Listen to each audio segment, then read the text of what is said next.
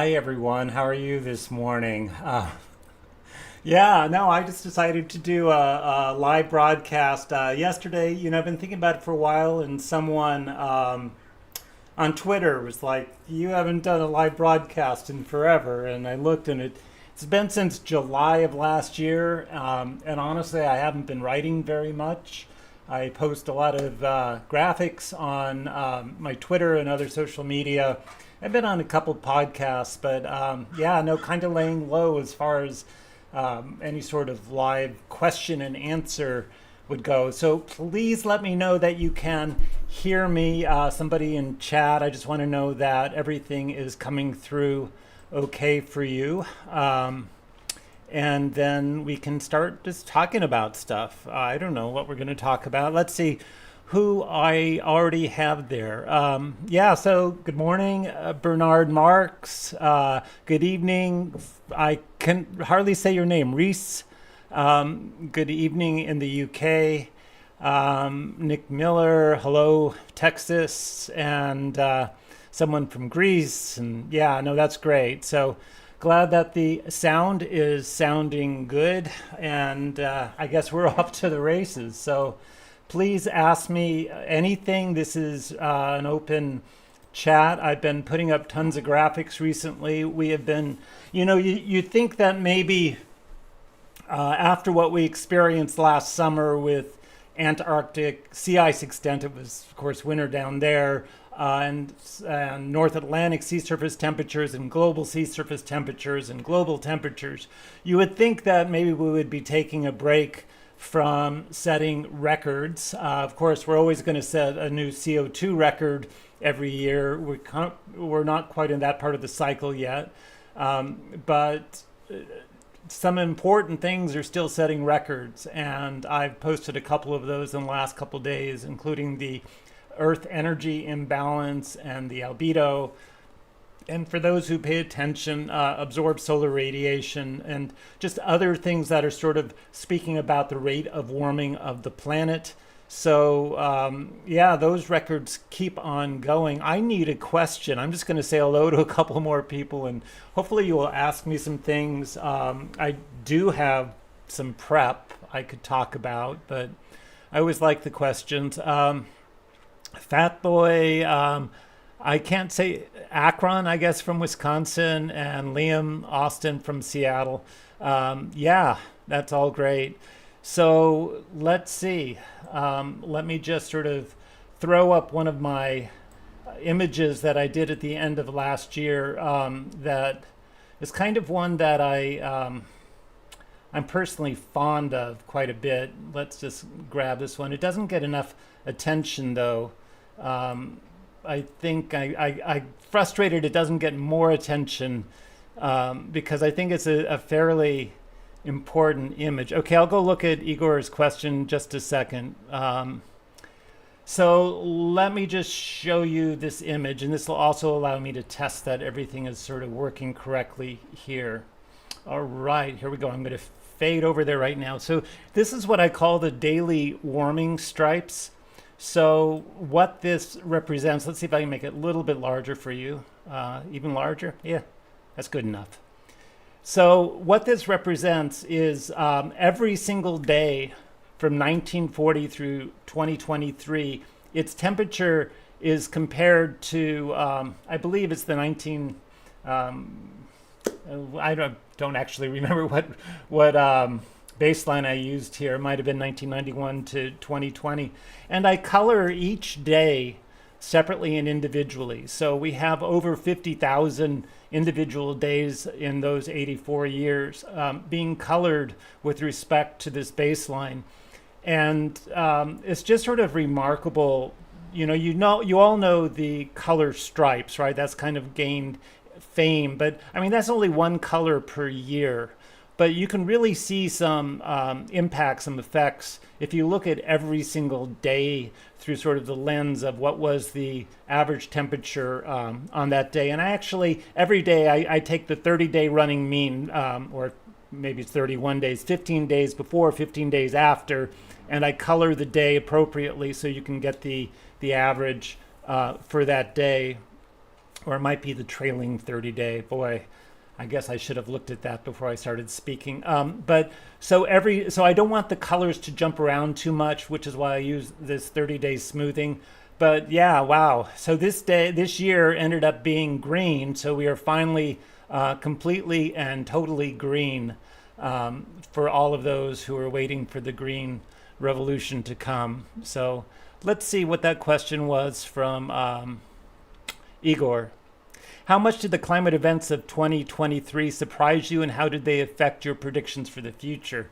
Well, yeah, I think they surprised everyone, right? So it's this weird thing, like it didn't really, the stuff didn't hit the fan until June, right? So when North Atlantic sea surface temperatures sort of took off, and what that was the transition out of La Nina into Enso neutral, and then just picking up at the start of El Nino. So we had this huge transition in sort of the global climate that took place, and it's a sort of unleashed total chaos. And so, yeah, I wake up bright and early, and I visit a couple websites, and I plug in some data into my spreadsheets. And when something looks kind of new, I post about it, right? I go, wow, that's pretty amazing that happened. And so I was posting about the North Atlantic sea surface temperatures in early June, and I just wasn't getting any traction at all. I was like, look, this is really crazy, and nobody's, noticing. And so I sort of made another post on the topic. I was like a throwaway post, like, since nobody cares, here's the record that you may have been missing. And let's see if I can't pull up that particular image just to have it so that you can. Oh, I don't have that. I have sort of the global. So I'll just toss in the global right here. So somewhere somewhere around June of last year, things started to spike up, and maybe it was somewhere around this point right here, where we suddenly have this almost vertical spike, and I just I was like, nobody's noticing. And then all of a sudden, I think Greta retweeted my tweet with this image, and all of a sudden it got 7 or 8 million views in a day. And every climate scientist on the planet was being asked about this, and nobody had there wasn't a coherent explanation for what was going on with sea surface temperature. So in this very short period of time, you heard Saharan dust. Of course, you heard sulfur aerosols from shipping. You heard about some sort of high pressure system that had kept the skies clear. You had heard about the transition from La Nina to El Nino, right? So any climate scientist you asked was sort of giving a different explanation. And so there was this sort of like the entire community was caught flat-footed. And I was just posting graphs. I didn't have an opinion about how that happened. But once that happened, it sort of catapulted me, next thing you know, I was on CNN International and in media all around the world, and it was my 15 minutes of fame, right? Just because of this graph that I'd put up. And now, everyone and his sister is putting up these graphs, which is great. I'm glad that information's getting out there. But it doesn't matter how screwed things get anymore. It's almost like you can't make one of these graphs go viral again. They've had their moment. So I'm kind of wondering what the next thing is that's going to go viral like this, in terms of sort of waking people up to an event that totally surprises you. And so I think after this happened, I was sort of looking for these surprising events for the rest of the year. And the next one that happened was, of course, the Antarctic sea ice, right? So we had these three things kind of happen at the same time, these three record anomalies. One was global sea surface temperatures, one was global land temperatures, the other was Antarctic sea ice. And so the next one that kind of went viral was my graph of Antarctic sea ice. And again, I don't have the graph that went viral, but I'll just toss up a graph I do have on this topic so that you can kind of follow me here. Let's see if this works. So somewhere around July, the end of July, Antarctic sea ice just went crazy negative, right? I mean, this is an anomaly. So this would have been midwinter, and essentially midwinter, the ice just wasn't growing the way it normally would, right? So it actually got to over 6.6 standard deviations below the 1991 to 2020 mean, which is just mind-blowing. Things go over 6 standard deviations. I mean, I was posting on Twitter early last year, and I was having Twitter conversations like, when things were at 4 standard deviations, do we think they'll make it over 5, right? So, things are still making it over 6 standard deviation even now, which is just crazy. I know the distributions aren't normal, but anyone who understands anything about standard deviations, you just never expect this kind of thing to happen. So this is the next one that went viral, sort of a standard deviation graph on this. And, that was the second one. And then the third one that happened was I actually beat the European Union to the punch about at the end of November, when we had the 2 days that registered above 2.0 C, above the 1850 to 1900 baseline. I had a couple of tweets about that I had done these calculations, and at the time I didn't have their data set, and now I do, so I can replicate the European data exactly. But I was using a combination of data from various sources and sort of gluing them together, and I came up with, I think, 2.01 C above the baseline, and I was like, this is the most amazing result ever, right? I can't believe it, and I wanted to triple check this. And then the Europeans the very next day came on, and it was their image that went sort of viral. And good thing, because I had glued data together. They had sort of official data. But what was interesting was that I actually put that up like the day after it happened, and the Europeans put it up the next day, which means there was a 2-day lag between the event of breaking 2.0 C and the Europeans putting it up. Well, now their data has a lag of 7 days. So I cannot get next day data from them. And so I think that my graph sort of forced their hand to say, hey, there's a lot of media attention. We have to put something out about this. So those were the 3 most surprising events of last year. And how does that affect me this year? Well, I'm just, I think like all of us, kind of know that these things are going to keep happening. And I want to be there when they happen. I want to be a witness to the changing planet in ways that I'm qualified to be a witness. I guess I kind of obsess over it, right? So when something happens, I want to share it. When something doesn't happen, I have to kind of find filler in the interim. So I repeat some various graphs. But what it told me is that we're really in for a wild ride, and a lot of crazy things can just happen very quickly. So that was kind of an excellent question, Igor. So I'm not sure if I completely answered that, but wow. Let me go back to like a normal picture of me, and we'll see what happens there. Here I am again. Let's see. Stan says, hello from lovely frozen Appalachia. I lived in Southeast Ohio in Athens for 15 years. That's where I was a professor of mathematics. And I know the area quite well. Yeah, it can be a tough place to live. So let's see. Wisconsin, Seattle. Let's see what else is happening here. Reese asked the question, do I have any collapse events that I'm looking out for? For example, food export bans from India or tipping point symptoms. Maybe I do subconsciously have events that I'm looking for. We can have these sort of statistical things, right? But I would, I'm sort of waiting for a superstorm to hit somewhere in the Gulf or along the east coast of the U.S.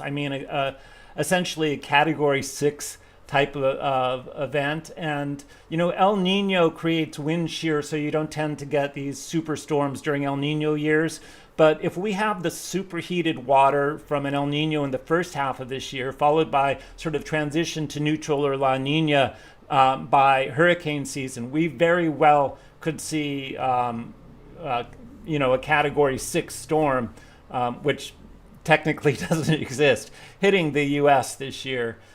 So that's something I'm going to be looking for later this year, and I'm sort of anticipating in the near term that would be an event. I keep thinking we're going to have a catastrophic collapse of a glacier, either in Greenland or in West Antarctica. And by catastrophic collapse, I mean something in real time that's genuinely huge, just sort of losing its grounding line and slipping into the ocean, creating, a tidal surge like the world has never seen before. I also I'll be very interested to watch the forest fire season this year. Last year was so wet in parts of the U.S., but this year, surprisingly, even though it's El Nino, it's much drier than expected. So I'll be looking for that. I guess record high temperatures will be something I'm looking for. And as far as food, here's the thing. We have kind of a robust international system for creating staples from corn, wheat, rice, and soy. And so you never quite know how bad it is until you go to the store and look for it, right? And so here in Santa Barbara, we cannot get long grain brown rice. It's just almost impossible to get. And the reason for that is that some of the countries that are major exporters had serious flooding that or droughts that destroy their crops. So, you never quite know these days what the climate casino will throw at you. And I want to say, I just said that, right? I just said, I used the phrase climate casino in the way Paul Beckwith uses it. So, climate casino dates before Paul and dates, of course, before me. There's actually, I think, a book called The Climate Casino, but Paul used it in the sense of you never quite know what the next event will be. Things have become chaotic and unpredictable, sort of like the outcomes of a casino game. I use it in an entirely different way. I use it very much in the spirit of a casino. I actually have a fake bet casino as part of my website, climatecasino.net. So, to me, a casino means choose specific events and give odds and be willing to stand behind your odds, right? So for me, Climate Casino is all about actually looking at specific events and giving odds. And then, so I play that game a lot on Twitter. So at any rate, let's see what else do I have from you. Let's see. I have a blackjack betting question that I've always wanted to ask an expert. Matt, please do. I don't know whether you've asked it or not. I'm just scrolling through here. If I find your question, I will answer it to the best of my abilities. Do I think that a blue ocean event is possible before 2030? So blue ocean essentially is defined to be Arctic sea ice below 1 million square kilometers. If you've been paying attention to Arctic sea ice this year, you would know that it's actually quite robust historically.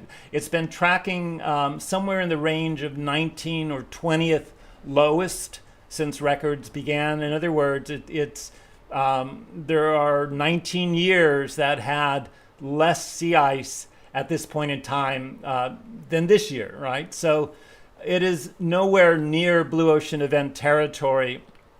And there are some interesting feedback loops. I know back in the early 2010s, there was this sort of anticipation of a steady decline of Arctic sea ice into a blue ocean event. And if you track the sea ice from, I think 2012 was a record low year, and that period of time, it really did have the feeling that was an inevitability in just a couple of years. And then things just sort of got mixed up. And there's all sorts of reasons why a blue ocean event is not necessarily a short-term bet. One of them is simply that as there is more open ocean, then there is more fog, right? And fog reflects sunlight. It has its own albedo, and that creates cooler conditions that allows a thin layer of ice to form. It's sort of a weird feedback, but you get so we have, essentially, it's very easy to create thin ice, and you don't have a blue ocean event as long as there's thin ice. And of course, once you have thin ice, you have storms that blow that ice and it piles up and so on. And I'm not really that, I'd read about this maybe a year ago, this sort of feedback loop. And it sort of pushed the whole idea of a blue ocean event off into the future as not the first thing that's going to happen as far as these major tipping points. I think my own calculation, I used 3 different variables. I came up with the year 2043 as my over-under. I actually have an article about that on my website. So I believe I have a bet in the Climate Casino about a blue ocean event with a over-under earlier than that. But my personal over-under 50-50 chance would be the year 2043. So hopefully that helps you. Let's see.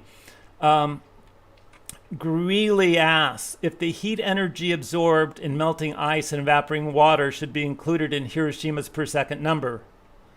Okay, so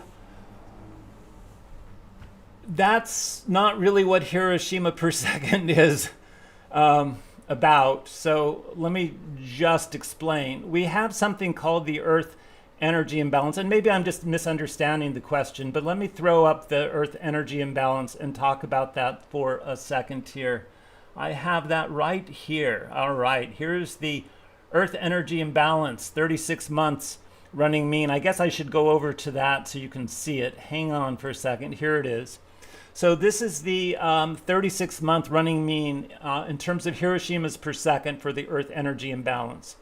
All right, so what is the Earth energy imbalance? Just a quick recap on that so you can understand what's going on here. A photon comes into planet, aiming at planet Earth. And what happens to that photon? Well, some of those photons bounce off a cloud or an atmospheric particle and get reflected back into space, right? Some of them make it all the way to the ground and bounce off a mirror or bounce off a bright white ice, right? Something shiny, and get reflected back out into space. So we have the total solar radiation coming in. Then a certain fraction of that just bounces back, right? Now, the rest of it actually hits the planet.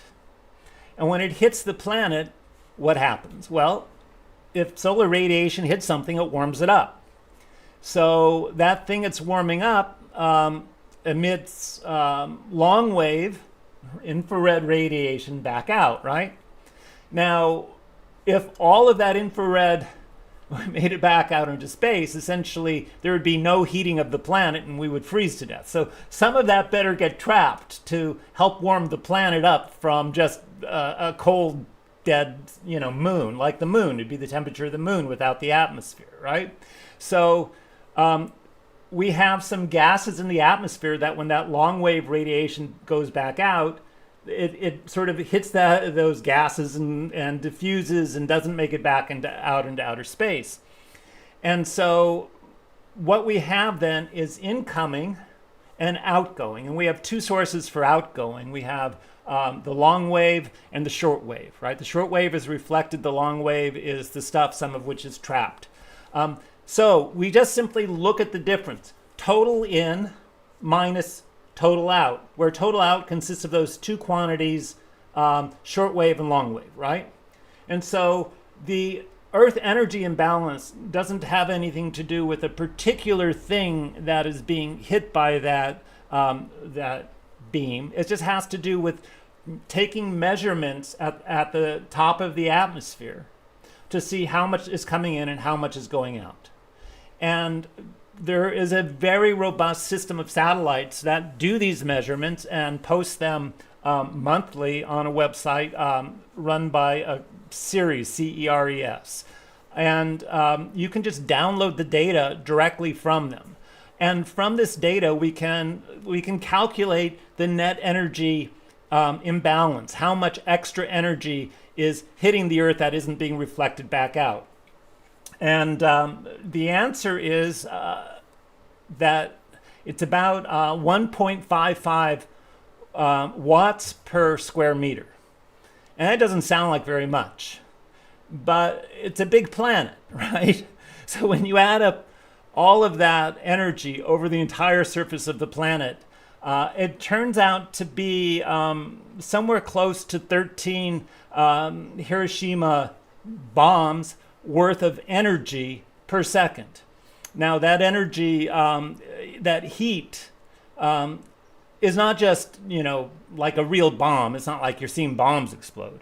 That heat is diffused over the whole planet. A lot of it is absorbed into the oceans. Some of it melts ice. Some of it just heats land. And some of it heats the atmosphere. So there's all sorts of ways that is sort of diffused. And close to 90% of it goes into the oceans, which is why we have this striking increase in ocean heat content.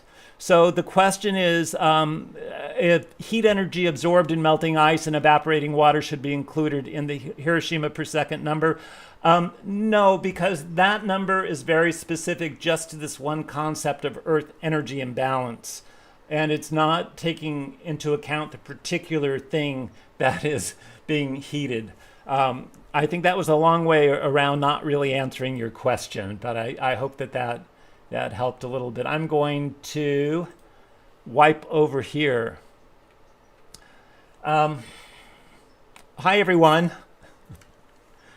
Hi from Saturday morning. Yeah, no, this is nice. Thank you for being with me this morning.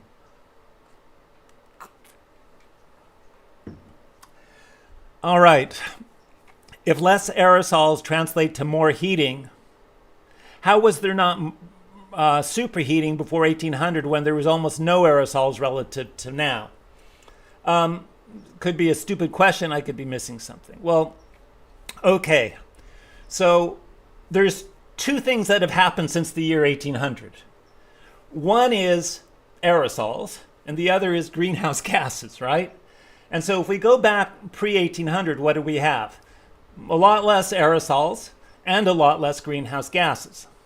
So they have sort of opposite effects. Greenhouse gases warm the planet, and aerosols of certain types, sulfate especially, cool the planet. And so we've had this sort of divergence that's taken place in the last 200 years, where we have gradually increased both the greenhouse gases and the aerosols. And right now the IPCC, this is sort of the official data, says that aerosols account for about 0.5 degrees Celsius of cooling. All right, these are the sulfate aerosols that humans are responsible. So over the whole planet, we're talking about 0.5 degrees Celsius cooling from those aerosols. So what does that mean? Well, if we are currently at 1.5 over the baseline, then what that means is if we suddenly got rid of all those sulfates, we would more like be at 2 degrees Celsius over the baseline, right? So that's a huge jump. But if you actually go before 1800, why didn't the world get a lot hotter back then? Well, because they didn't have the greenhouse gases to trap the long-wave radiation, all right? So they didn't have these sort of offsetting things taking place at the same time. And what's happened over time is sort of this gap has gradually gotten larger and larger, so that if we do cut out the aerosols, then the spike up in temperature will even be larger. And there's quite a large error bar in the IPCC numbers. So they say 0.5 degree C, but their error bar goes all the way from 0.2 C to 0.9 C.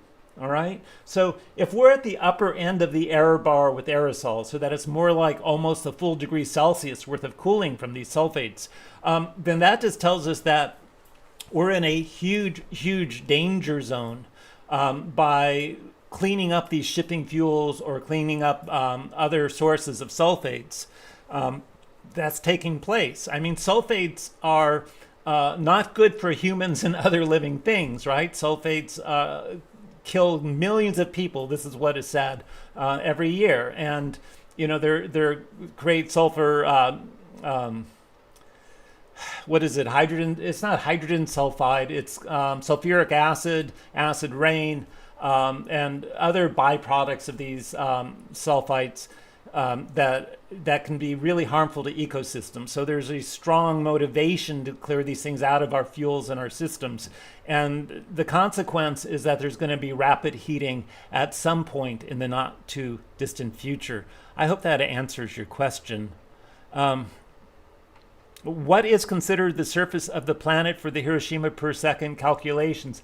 I have an article on my website that goes into that exact computation. So let me just show you that article, and you can look this up yourself, and then you will see an answer to that question and any other question you might have about this. So the article is called "Earth is Heating at the Rate of 1,150,000 Hiroshima Bombs Every Day," and somewhere in the article I discuss the surface area of the Earth, which is just the full surface area of a sphere. And I actually, let's see, here's it. How many square meters on planet Earth? And if we assume it's a sphere with a radius of, you just do the calculation. I don't want to go through it now.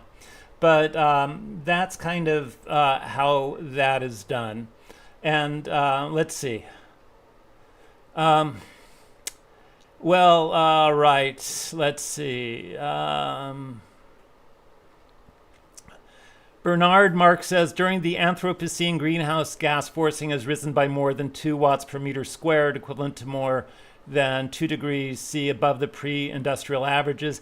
Well, when you say equivalent to, that means that the long-range equilibrium would be 2C. Now, and when you talk about greenhouse gas forcing, again, that is ignoring the negative impact of aerosols. So yes, Bernard, yes, the net is definitely more than 2 watts per square meter just from the greenhouse gases, right? Minus the aerosols, and you definitely get less than that.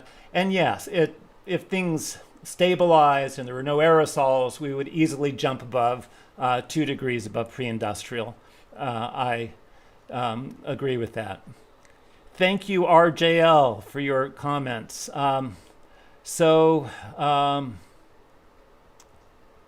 Let's see, did I miss Stan? I see. Stan says, as doomers, we tend to focus on our eco crises. But I think our moral crisis is much worse, and now more likely sooner portends the doom of our species and perhaps even all life on the planet. Yeah, that's kind of dark. I don't know. So what do I think about a complete global extinction? What would cause that? Well, if there was some thermonuclear warfare or some megavirus was released, or there's all sorts of scenarios where one could envision conditions where most life was extinguished. I think that bacteria is going to do quite well in whatever future is in store for the planet. But, vertebrate life in general is at risk. And we are vertebrates. Vertebrates turns out to not be a large fraction of the total species on the planet. There's lots of plants, there's ocean life, there's insects, right? There's, microbial viruses and so on. There's sponges. So, it's definitely could be the case that vertebrates have a hard time over the next 100 years or so. So Matt says, if I could place double the minimum bet if you win and place the minimum bet would you lose, would this improve your return? Matt asks a question that is a very common question in gambling, the so-called martingale, the idea that if we simply double our bets after a loss, would we eventually be a winner? So one analogy I use to sort of dispel that is the idea of jelly donuts, right? So if you think of eating a jelly donut and gaining weight as equivalent to playing a hand of blackjack with a negative expected value and losing, right? So you don't necessarily gain weight with every jelly donut you eat, and you don't necessarily lose with every hand of blackjack you play. But would you gain weight or lose weight if you so he wants to talk about winning with doubling up, right? So I'm going to, by analogy with jelly donuts, talking about, could we lose weight? Could we use jelly donuts as an effective weight loss diet using the following scheme? We eat one jelly donut. Did we lose weight? No. So what do we do the next day? We eat 2 jelly donuts. Did we lose weight? No. What do we do the next day? Eat 4 jelly donuts. Keep on doubling the number of jelly donuts you eat every day until you lose weight. Well, okay. Probably eventually you'll get sick enough you'll lose weight, right? And honestly, if you could double up enough times, and that was unlimited, you would win. But in practice, there's a limit to the number of jelly donuts you can eat, and there's a limit to the number of double ups you can make. And that's typically called the table limit. And because of the table limit, because the table limit exists, we avoid all these paradoxes. Because we can only eat so many jelly donuts before puking because there's a table limit, it turns out that no betting progression, no progression of bets of any type changes the house edge, just as no progression of jelly donuts changes the number of calories you've eaten, right? They're entirely analogous to each other. That said, I have made a number of videos on this exact topic. So I have another channel, and let me see if I can show you that channel. It is right here. And some reason it's playing music. Oh, good. I see. So I have to stop the video on that channel. All right, so I have all of these videos that I've done, and one is called Non-Advantage Play.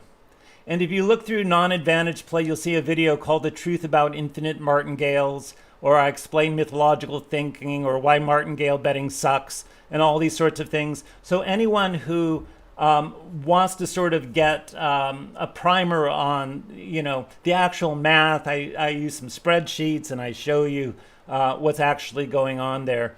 And if you're interested in the casino world at all, then you might want to check out my YouTube channel called Advanced Advantage Play. I also have a website by the same name, and that could maybe help straighten you out on that particular question. Let's see. Question is, I wonder how long it'll be before we get to 3C above our baseline.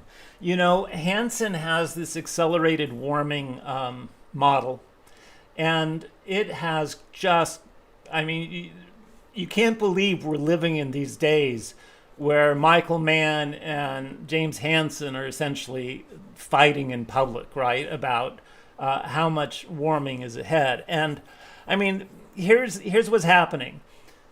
We start with a fixed concentration of CO2. And we have a certain amount of warming because of that CO2. It's good we have it, right?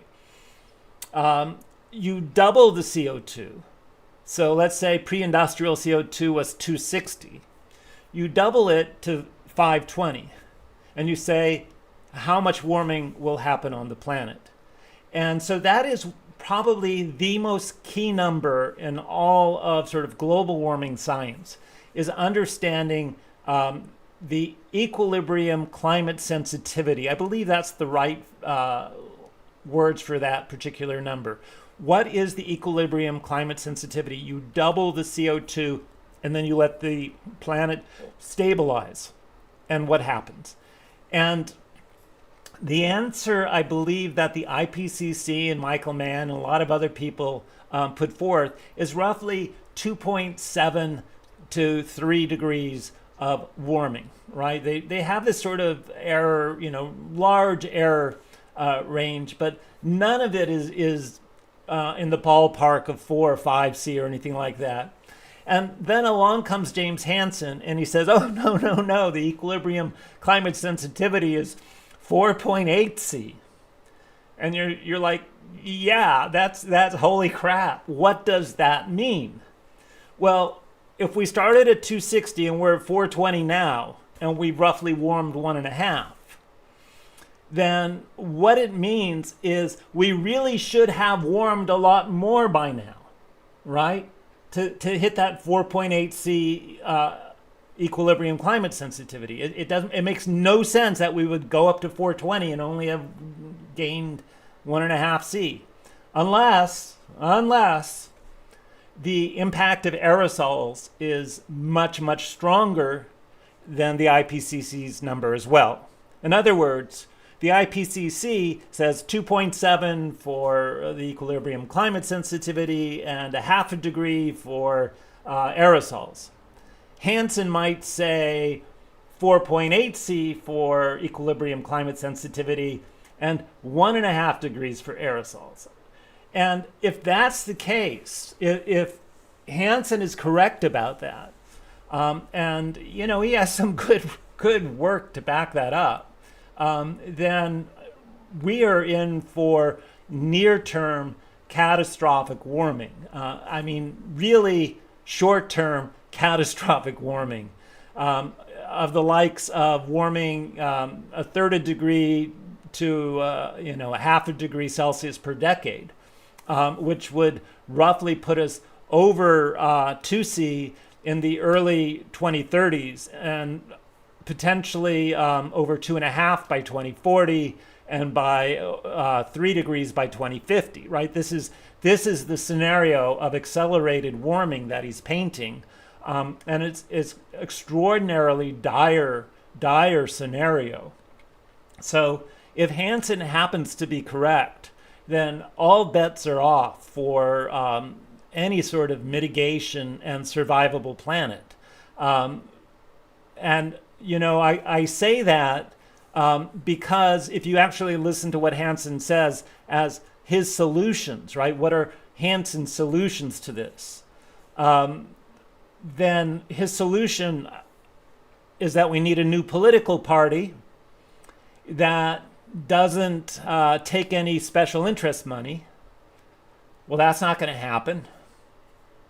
All right, well, let's say it happens. It happens on a global scale. We suddenly have one world government whose sole focus is to do everything possible in the short term to stave off collapse due to this accelerated warming.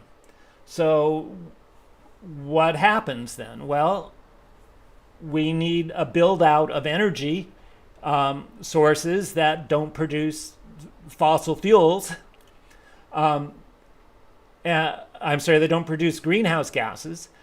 And at the same time, we need carbon sequestration and we need geoengineering, right? So what are the three arms of this? Well, we have a global build out of nuclear power.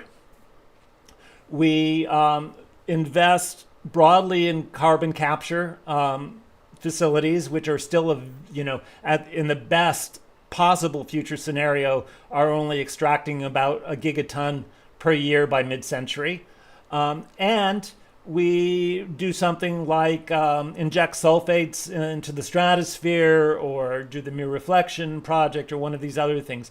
And so if we get a global world political party that is able to sort of assimilate, disparate parties from around the world to take this action, that'll save us. So that is literally what Hansen's saying will save us. And that's so impossible, right? Right? You have to agree with me that is such an impossible future to ever take place, that the only conclusion you can really draw is that if Hansen is right, we don't know if he is, but if Hansen is right, we are looking at a global apocalypse easily before 2050. And so, that's what I want to say about that. It's really something.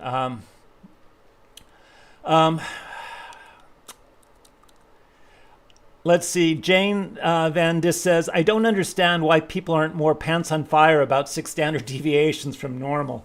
Makes me wish our math teachers in the US were a little bit more robust.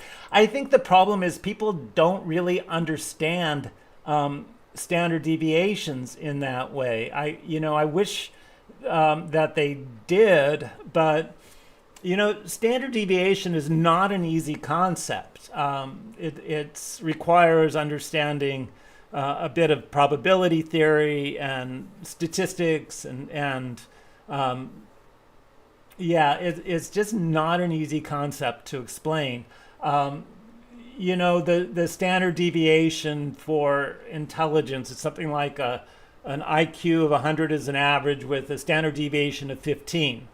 So what does that mean? It means if you're 145, you're 3 standard deviations above normal. But to get to 6 standard deviations, you'd have to have an IQ of 190. And roughly speaking, there are 1, 2, 3, maybe 4 people on the planet right now with an IQ that would measure that high, which is about the same, 1 in 2 billion, right? So it is something that you have to get used to just how improbable it is, but still possible, right? And 6 standard deviations is sort of the goal for perfect manufacturing. You would say that your manufacturing is perfect and error-free at 6 standard deviations. Now, physicists use 5 standard deviations to talk about the existence of a particle, right? So you run some test, right, in some accelerator, and you get some data, and you isolate the data and say, hey, this thing doesn't fit our models. It's something weird, yeah, but it's only 3 standard deviations. Okay, it's just noise. But if something comes up in the model that's 5 standard deviations, then it's considered a real phenomena. And that's exactly what happened with the Higgs boson discovery, right? It was a 5 standard deviation anomaly in the data that allowed the physicists to say, this is real, right? So 5 standard deviations is real, and 6 standard deviations is essentially perfection. I think that's one way you can look at those numbers. So somebody says, where is Humpty Dumpty Sam? He's probably over on his YouTube channel being Humpty Dumpty Sam, I would hope. For those who don't know what that means, one of the most iconic doomers on the planet right now is Sam Mitchell. And Sam has a YouTube channel. So let's see if I can't just find it right now. This would be Humpty Dumpty Tribe. All right, so here it is. So I encourage you, if you have never gone to this channel before, this is Sam Mitchell's channel where he sort of vents about things. So it's colorful. His language is colorful. He has an alter ego. So his alter ego actually runs this channel. And he has a channel that is under his real name called Collapse Chronicles. And so you might want to just enjoy some of his videos. So we see um, a recent video about William Rees, who is one of my favorite writers on ecology, population dynamics. And another one, this essay, if you haven't read it recently, by Alan Urban. I put a link to that in my Twitter recently. It was one of my moments of doom. But humans simply didn't evolve to handle a situation like this quite right. So do pay Sam a visit if you never have, and enjoy some of his videos. So let's see where I am. I am somewhere down the line here.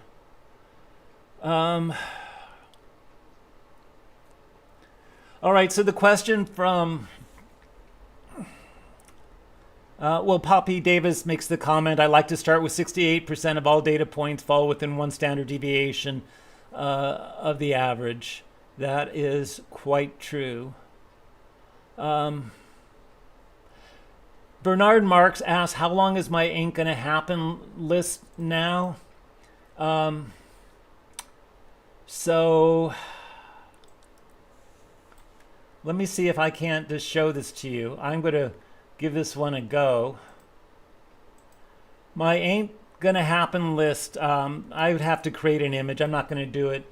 So Sam Mitchell and I were talking about all of these. I mean, you constantly get bombarded on it in social media. People who have solutions, right? And James Hansen's solution of a one world government, nuclear build out, right, geoengineering, and so on, is an example of things that aren't going to happen. And so I started thinking to myself, okay, we have this short list of things that aren't going to happen.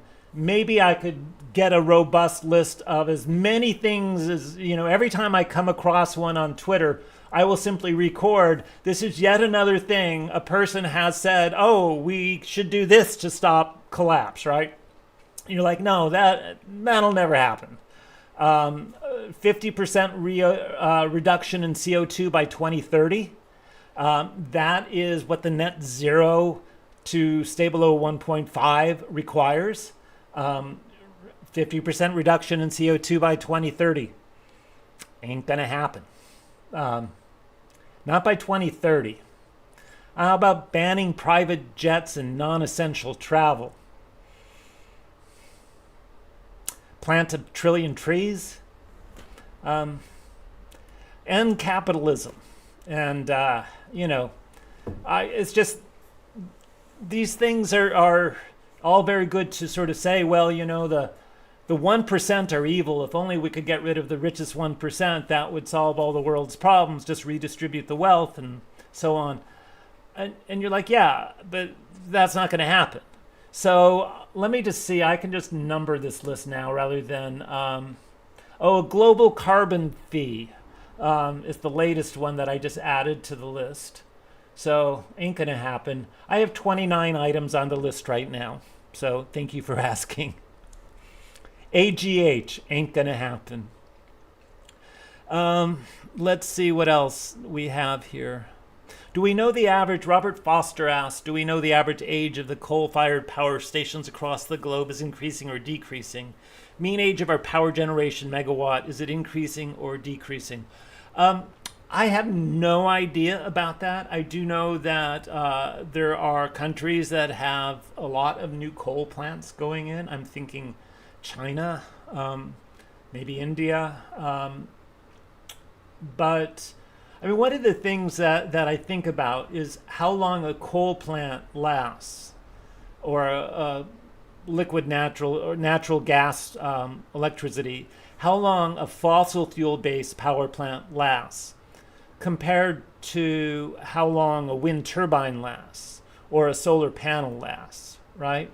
So I think that typically solar and wind are in the 20-year range. Maybe they try and stretch it to 25 or so. And then all that infrastructure has to come down and be replaced. And so, building out solar and wind is great as far as a short-term fix goes, but it is not a long-term fix because we cannot be rebuilding mass scale infrastructure every 20 years, right? So one of the images that's very striking from Bright Green Lies are just these images of these broken mirrors, these broken solar fields, where it's already just become it's devastated the landscape and it's just a big field of trash. I think that coal is much more robust for a long-term sustainable source of power generation. So I'm just going to guess that, yeah, I'm not even going to guess. I just don't know. Have I ever, okay, that's a great question, Reese. I'm going to just take that question. Have I ever gone into fantasy land? Yes. Have I ever gone to fantasy land about this particular fantasy that you're talking about? So your particular fantasy land is thought about the presumably crazy extreme actions that would have any plausible path to a softish landing, a global conscious type thing. Again, that's an ain't gonna happen. And so we could go through the ain't gonna happen list and talk about which of those would create a soft landing. And the ones that would, right, if I was in fantasy land and I could choose my fantasy, it would be to restrict all non-essential travel. That means all non-essential travel, not just airplanes and mega yachts, but all non-essential travel, which means driving your car to the movies, driving your car to visit your relatives, driving your car to go on a vacation, taking a plane for a vacation, taking a plane for a business trip where you could be on Zoom. So all non-essential travel is curtailed globally, and all meat is the animal farming is I don't know, goes away, right? So it's replaced by other sorts of farming. So everybody goes vegetarian. I'm not going to say vegan. We could still have eggs. We could still have cheese for protein sources, because we need protein, all right? And I know vegans will say, oh yeah, this or that'll substitute. But, in plain speak, we don't have enough of this or that for 8 billion people. But those two would be my fantasy changes that would lead to sort of, by necessity, degrowth, right? And degrowth means exactly that. We are not, the economies are no longer growing. Population is no longer growing. It is shrinking. And that would be my softest future landing. That combined with massive geoengineering, that's not going to happen. Speaking of geoengineering, I want to go back and show you one other thing. All right, let's pull this guy up here.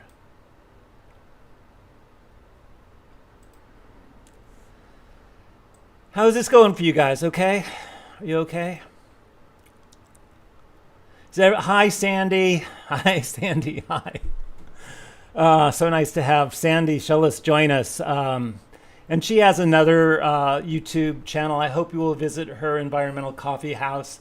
Her YouTube channel is typically live on Friday nights, 9 p.m. Eastern time, and she'll have one or more guests with her, and they'll just talk about whatever the news of the day is as far as a global environment. But Sandy is really a great person, and hopefully you will support her a bit.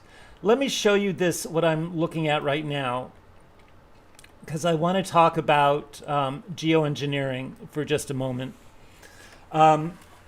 So what we have here is, in very rough terms, what's called the albedo. So you remember before I showed the Earth energy imbalance.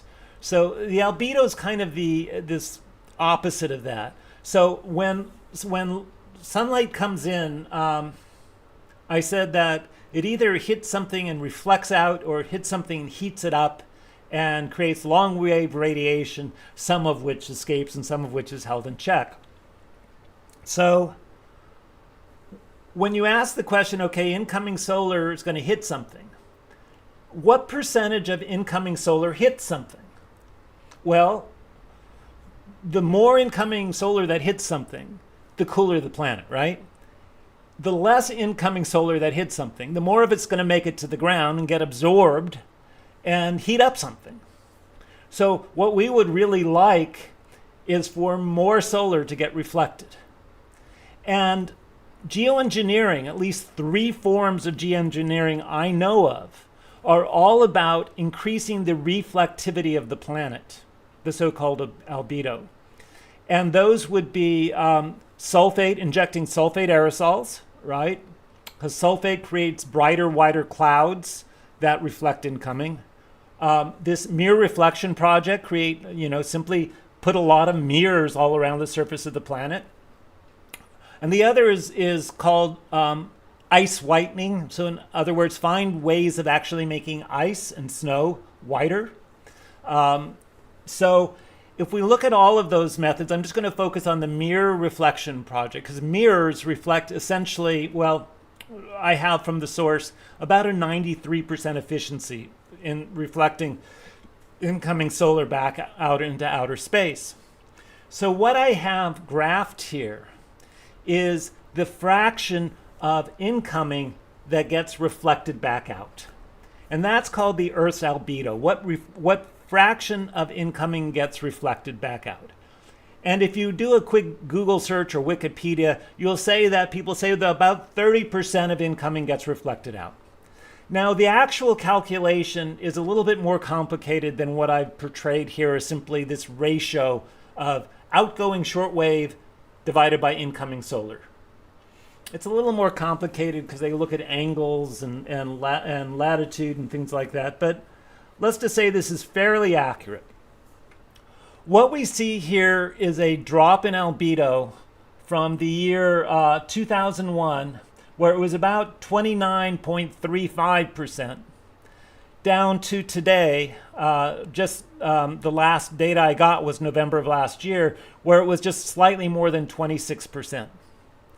So the Earth has lost about 2.5% of its reflectivity in going from that 29.3 to 28.6. It's lost about, I know in absolute terms it's lost about 0.7%, but that 28.6 is 2.5% lower than the 29.3, all right?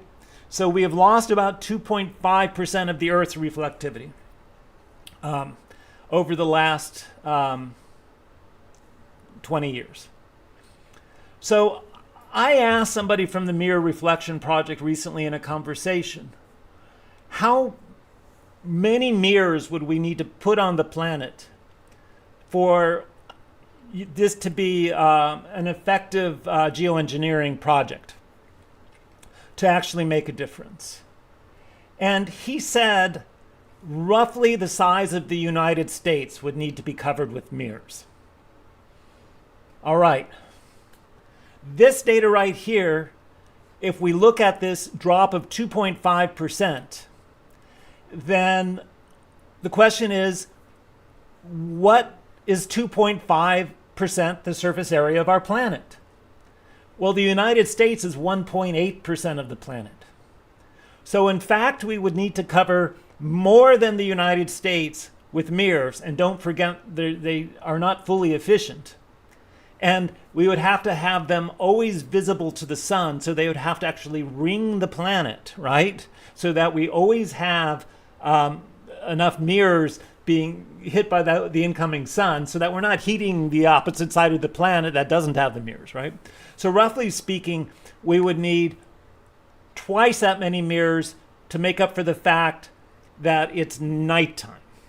So we start with 2.5% of the planet needs to be covered with mirrors. We double that, we get roughly 5% of the planet needs to be covered with mirrors. 1/20th of the planet needs to be covered with mirrors, simply to get back to the albedo we had in the year 2000, right? not to stop the global warming that happened up to 2000, but simply to go back to 2000, we need about 1/20th of the planet covered with MEERs. Ain't gonna happen, right? Ain't gonna happen, ain't gonna happen. So, yeah, I mean, this kind of shocked me. I had never done this calculation before, and I just figured out, I get kind of myopic in terms of the data I collect and the things I do with it. And I finally decided to look at all of the series data, like all of the data that was available to me from the series website. And when I did that, hopefully it'll come up. When I did that, I was able to get these other pieces of data that just show this story. You know, this is the series website right here, and here's the data right here, and you can grab this yourself and do whatever calculations you want. And all you do is you go to a particular thing you want and you click Save Data as ASCII file, and of course it fails this time. It says bad request, but hopefully it'll work for you, right? So you can get all the data you want anytime you want it. You can do these calculations yourself. This is not hard to do. And you can see that we are losing albedo. The planet is getting darker. It's getting more transparent to incoming solar. And what does that mean? It means the planet is absorbing more solar, right? Well, if it absorbs more solar, it means we're generating more long wave radiation that's trying to escape back out into space. But guess what? We have more greenhouse gases trapping that long wave. So we're heating up even faster. And in many ways, these graphs about albedo loss and Earth energy imbalance gain are the key graphs that tell us our near-term future is going to be much, much hotter. And they are among the ones that support Jim Hansen's point of view on the near-term accelerated warming that he's projecting. All right, Catherine Reese says, Bernard Mark, psilocybin in the water. Yes, that's what we need. Can I talk about psilocybin for a second? Yeah, sure, talk about psilocybin. Why not? This is not psilocybin tea, all right? This is not. Trails. No. So when I was a college freshman, I went to Humboldt State. And if you don't know where that is, that's in West California, right up on the borders. The most beautiful campus is in the middle of a redwood forest. Unbelievable. And psilocybin grows there naturally. It's there are fields with cattle, and it rains a lot, and there's cow pies and rain, and lots of spores in the air. It's a very fertile part. So certain times of the year, psilocybin just grows in these fields. And of course, my college friends knew that and would go out and pick psilocybin.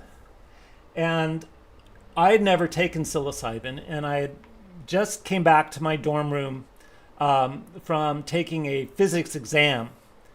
And I had studied really hard for this exam. And my friend had a baggie filled with psilocybin. And he was just sort of showing it off, like, look what I did today, look what I got. And I said, let me have that bag. And I reached my hand in, and I just grabbed a big old handful of psilocybin mushrooms, and I ate the whole thing. Now, psilocybin has an issue. I'm not 100% sure about this, but I think the issue is strychnine. It has a little bit of strychnine in it. And that is okay if you take a normal dose of psilocybin. The amount of strychnine is sufficiently small that it's not going to be dangerous to you. But I took more than that. And as a consequence, I thought I was going to die. I couldn't breathe. I could not make my chest muscles make a breath happen. And I remember just looking up at people, asking them to take me to the emergency room, that this was a very serious situation.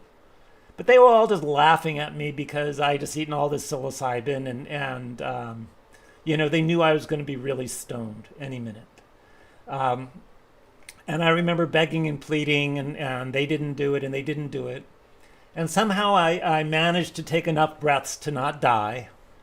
And about 20 minutes later, I started coming on to the psilocybin, and probably had the, most profound psilocybin experience, given the quantity I had consumed, that was possible for a human to have, in the sense that I understood the oneness of humans with nature and God and light and all those spiritual things that were so important to us at the time. And I just thought it was the best. I mean, looking back at it, I think, it was not worth it to risk my life that way. I wish I'd been a little bit more thoughtful about it. But I have one lifetime experience taking psilocybin. So I would definitely recommend it under in therapeutic doses, sans the strychnine. But I've never taken it since. Just a quick word on that. All right, let's see what else is going on here.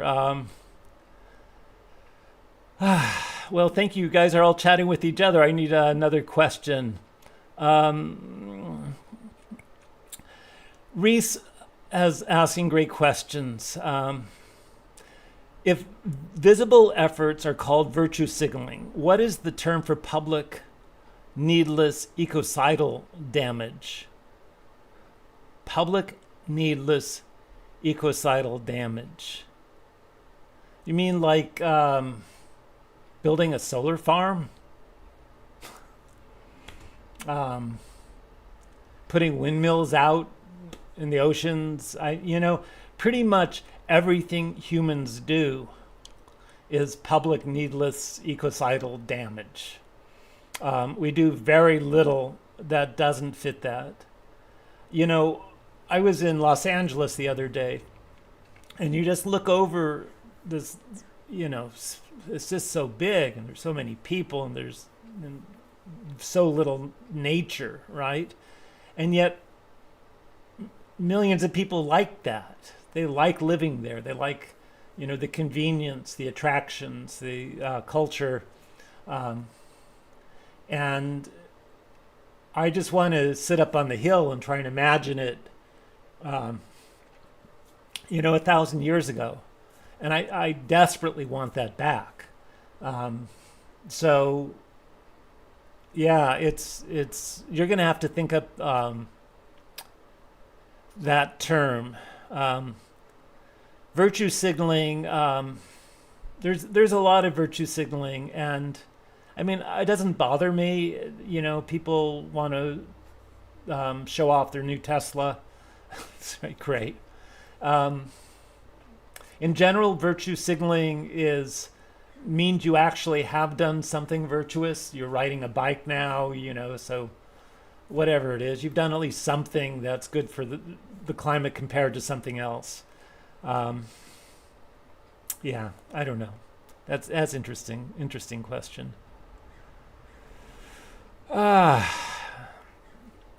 Yeah, so Tennessee Jed says that's a heroic dose. Yeah, it was. The other experience I had with hallucinogenics, in 1977, I was just finishing up my second year undergraduate, and my friend Brian, who's brilliant man, was living in Hawaii growing pot. And he invited me over to help him grow pot. And I wasn't sure I wanted to be a scientist at that point. I thought maybe I wanted to live out in the jungles of Hawaii and grow pot and just live back to nature. And I got out there, and what I did is I brought a sheet of window pane. It was a sheet of 50 hits of window pane with me because I figured we would drop acid a lot out there. And so a couple days before I came back to the US, I just remember we had an epic, like we have to use the rest of this window pane. And I probably had 20 hits of window pane, something like that, 15 or 20. He had about the same. And I had brought my electric guitar out there, and I was playing it through a pig nose amp, battery-powered amp. And I was just hitting the bass string, and just I was taking the little, the thing that holds the strings at the top of the guitar and kind of bending it back and forth. So these bass notes were kind of doing this wah-wah sound, this very deep, guttural, primitive sound that just sort of persisted and went on and on and on. And it was sort of meditative, and I was just getting really into it. And my friend Brian was convinced that I was the devil and that this was the way to lure him, into his death. So any rate, it ended up causing him gastral issues, as I recall. And somehow I stopped playing after he asked me, and now he doesn't know that I'm not the devil. I have to see if there's any trolls. Somebody says ignore the trolls. I don't know if there's trolls. I'll go back through this later. If there is a lot of trolling going on, I might have to get a moderator at some future point. But yeah, so those are my two real my hallucinogenic experiences. So Matt says that his family really does not like his virtue signaling, his commitment not to fly. I don't fly for another reason. I've flown a couple times, but I avoid it if at all possible. I have something called aerosinusitis. And essentially, that is an incurable condition. And what happens is that you feel like your head is going to explode. You feel like blood is going to start running out of your eyes, nose, and ears. It is a migraine headache on steroids. There are actually three levels of these headaches, and so there's a first, second, and third. I've had one episode that's a level 1 and one episode that's a level 2. A level 3 episode is where you really do start bleeding out your nose, ears, and eyes, and coma and death can result. A level 2 is where it takes about a week to recover, and you feel like screaming out that you have a medical emergency and they need to land immediately to save your life.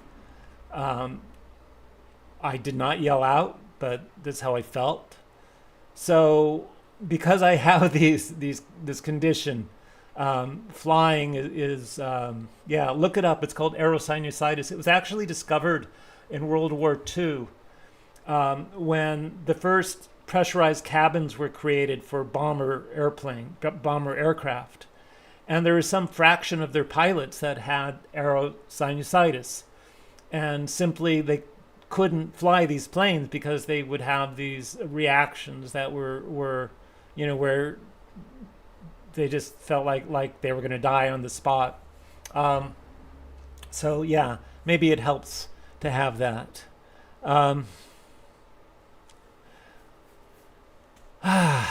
Poppy says, Elliot, you are a most interesting person. Well, yeah, it's been an interesting life. Can localization and permaculture save lives? Oh, probably. It'll save some lives, or at least, there's no such thing as saving a life, right? There's prolonging a death.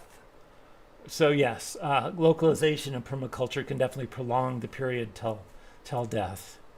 And I think that there are some people who are invested in this in a big way already. They're creating sort of miniature sustainable communities or farms.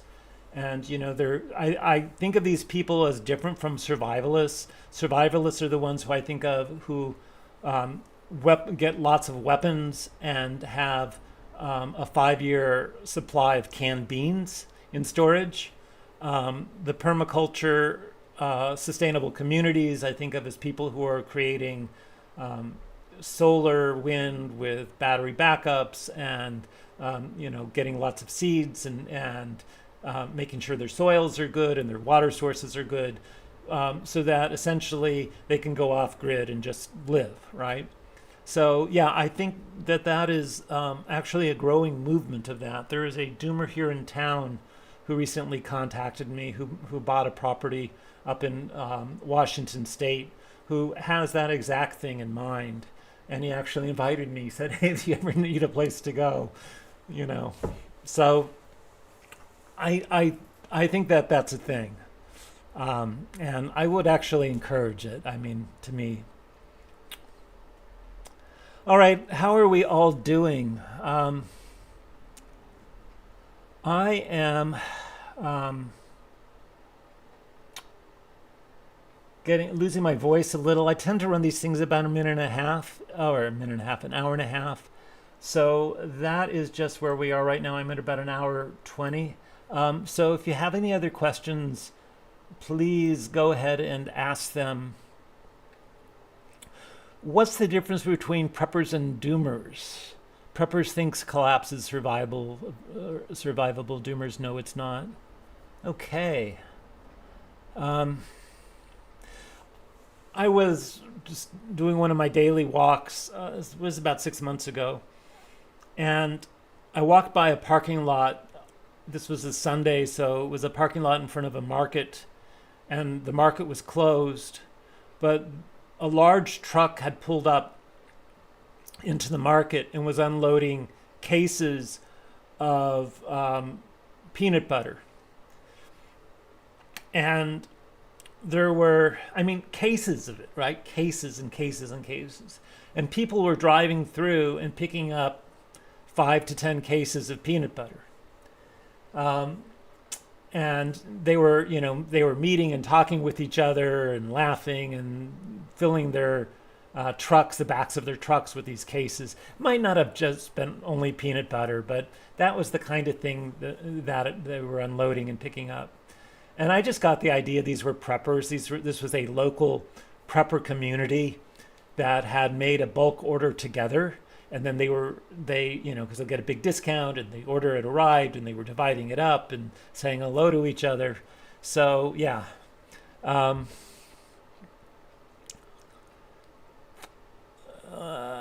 So reptiles are much more water efficient than mammals, so they have much better chances than most vertebrates. They can also withstand temperature differentiations much more robust fashion, right? So, Fat Boy says he's a fan of microdosing. All right, so I think I am out of questions. I'm sort of scrolling back. I know there's a lot of chat and I don't always get to it all.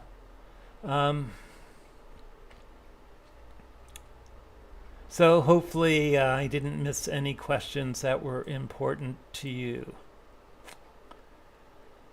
But wow, so I really appreciate this experience of having a community, of doomers, of hanging out with people who kind of have a like-minded. One of the things I've been wondering about is if there were a church, right? If being a doomer was a church, what would we call it? I think the Church of Doom already exists. I went looking at that, right? The Church of Doom, it already exists. But what do you think about Doomitarian? And I think of that in terms of Unitarians, right? The Doomitarians.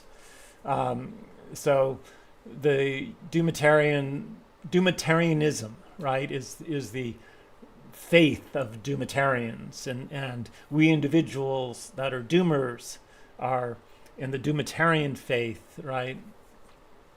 So give that one some thought. I don't like doomism. I think it's kind of a pejorative, and Michael Mann and others sort of harp on that one, doomism, as if doom by itself was worthy of an ism.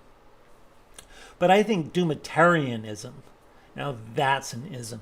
I can, yeah, and Bernard said collapsitarian. That's very nice. I like the collapsitarians. Very good. I had a conversation with someone recently who did not like being called a doomer, and I substituted climate realist. But the problem with climate realist is that doom has so many arms to it, and climate is just one of them. You're all familiar with sort of the 9 parts of this, the systems thinking, how we've already sort of exceeded 6 of the 9 boundaries for a sustainable planet. So yeah, it has to be larger than climate realist. I do like doomitarian and I like post-doomitarian. That's also excellent. Prumer doomitarianism. Yeah, it works too. All right. Any rate, we'll keep that one going. A doom prepper. Great, thank you. So everyone, I am going to end this broadcast now, and thank you all for joining me this morning or this evening, depending on where you are. This has been great, and I hope to catch up with you again sometime soon. So everyone, take care.